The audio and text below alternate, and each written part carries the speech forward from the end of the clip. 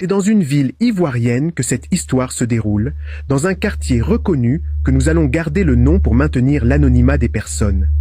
Là-bas vivait un jeune homme au tempérament tranquille du nom de Georges. 29 ans, discret, travailleur, genre à pas trop parler mais toujours là quand il faut.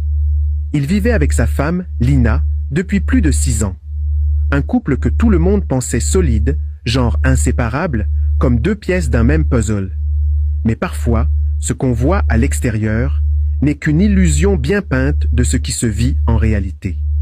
Un mardi après-midi, tout a basculé. Georges a commencé à remarquer un truc bizarre. Il n'avait pas le cœur net, juste une alerte naturelle. Lina ne lâchait plus son téléphone traîné dans la maison comme par le passé. Elle passait beaucoup de temps dessus, mais lorsqu'elle avait terminé, elle le gardait vraiment. Elle le cachait même.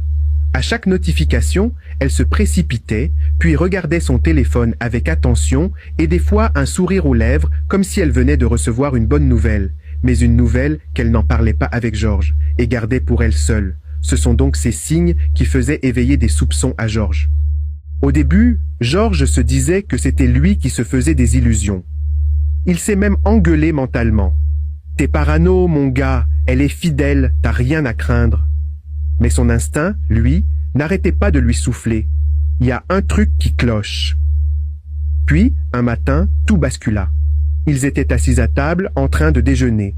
Après ça, chacun devait aller vaquer à ses occupations quotidiennes. Et là, bim, le téléphone de Lina vibra. Pas un appel, juste un message.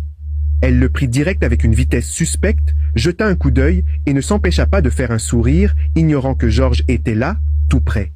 La façon de faire était suspecte, et le sourire sincère, celui qu'on mérite. « C'est qui ?» demanda Georges, toujours concentré sur son déjeuner, mais la voix un peu plus grave que d'habitude. « Juste une collègue » a répondu Lina, mais elle a dit ça avec un air dérangé, et sa voix tremblait. Georges n'a rien dit. Il s'est contenté de continuer à manger. Mais dans sa tête, c'était la tempête. Cette journée, il arrivait à peine à travailler au boulot. Le lendemain, pendant qu'elle cuisinait le repas, il est resté seul dans le salon. Le téléphone de Lina traînait sur la table devant lui. Elle avait oublié de le garder ce jour comme elle avait l'habitude de le faire. Un côté de son corps le disait de prendre le téléphone et le fouiller. L'autre côté disait « Non, elle n'a rien qu'elle te cache ». Après quelques secondes d'hésitation, il finit par prendre le téléphone. Il connaissait le code. Évidemment, à la base, ils s'étaient promis de se partager les codes de leur téléphone. Donc, chacun pouvait y avoir accès à celui de l'autre. Ce qu'il a trouvé dans le téléphone de Lina lui a retourné les entrailles. Une